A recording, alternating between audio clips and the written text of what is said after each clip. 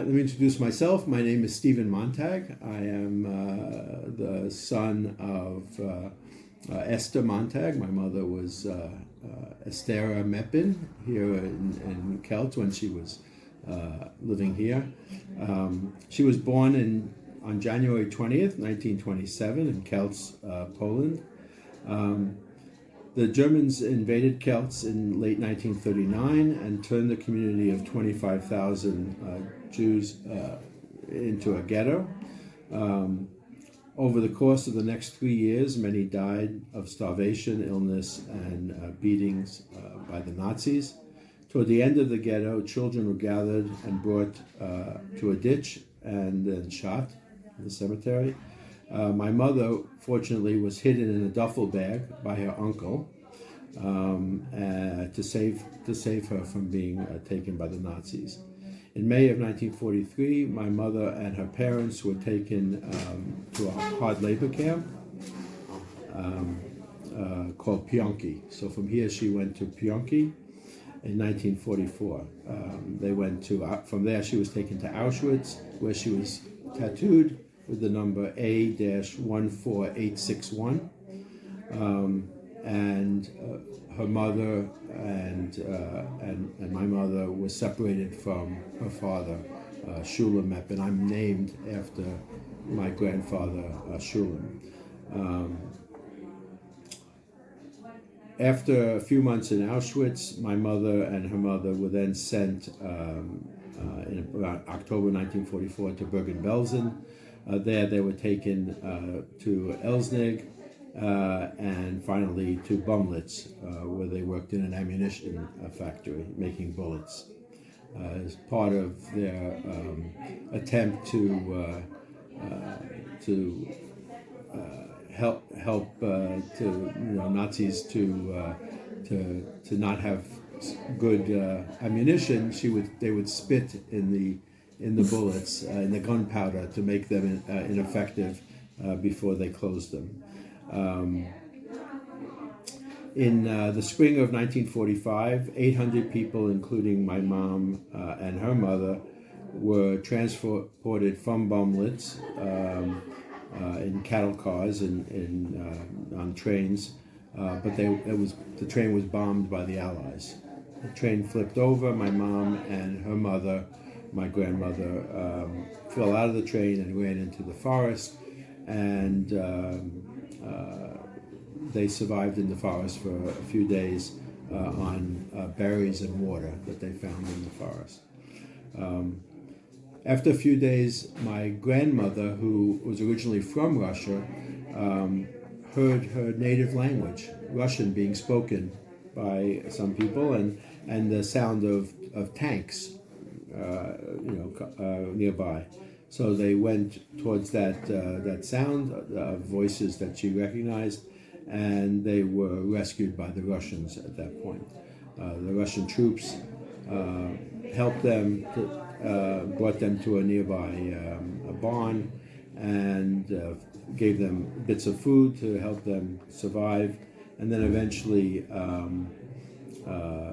were given over to the Red Cross. There were 800 people on that train that was bombed. Only 200 survived from that train ride. When asked at that time where they want to go after they were in the hands of the Red Cross, they said, "Well, we want to go home. We want to go back to Kielcach to find their father. My mother's father and my grandfather. At the time, and so they came back here."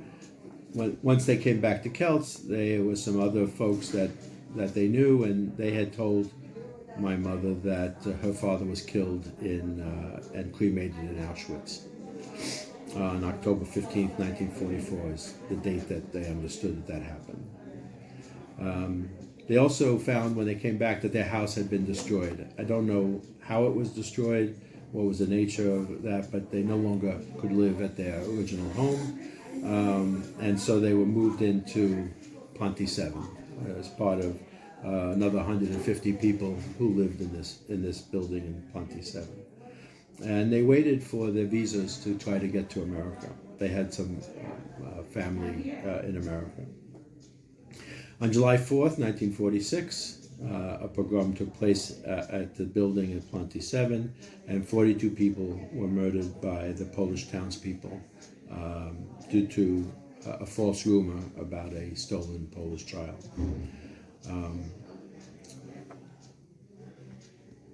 After the attack, my mom and her mother, my grandmother, was sent to Ansbach, Germany. They could no longer stay in Kielcach, and they were sent to Ansbach, Germany, where they lived for 3 years while my mom was educated and she learned how to be a nurse. Ultimately, from there, at that point she was around 20 years old, and finally was able to get to America in 1949. So that's kind of the history of her time here in Europe. I have some photos that I brought with me.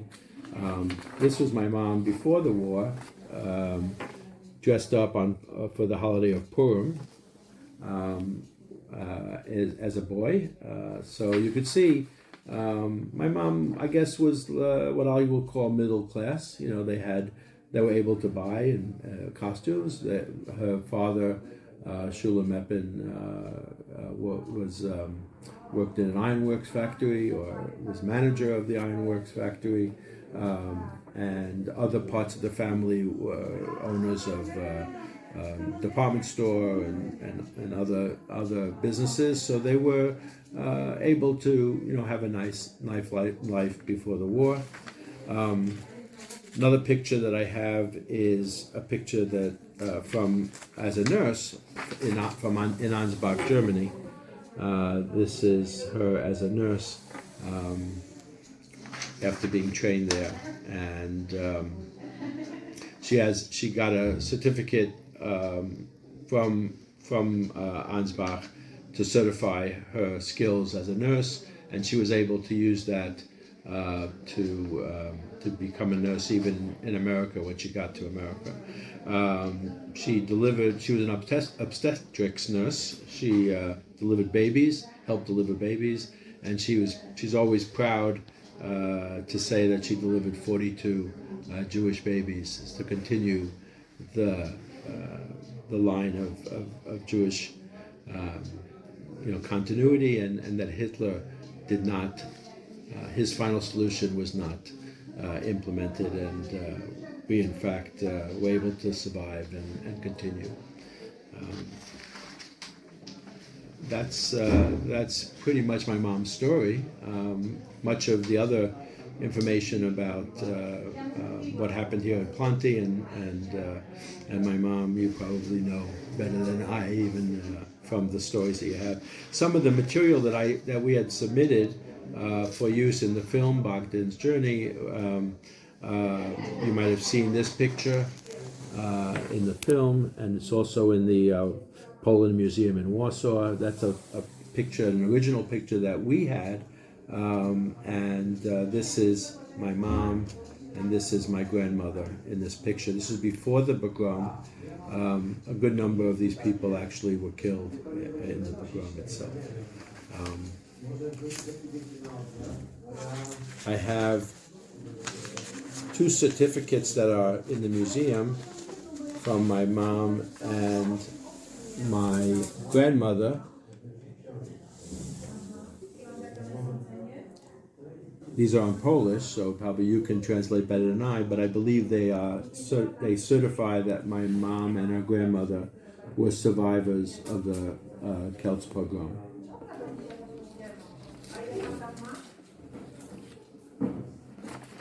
And the last picture that I brought with me was another picture of a gentleman from the pogrom that also lived in this building. He was attacked during the pogrom. Was injured. He had I believe, a head injury, and my mom provided first aid to help him to survive, and he sent this message to her on the back of the picture. I believe it says, "Thank you for helping me," and maybe you can translate it for me better.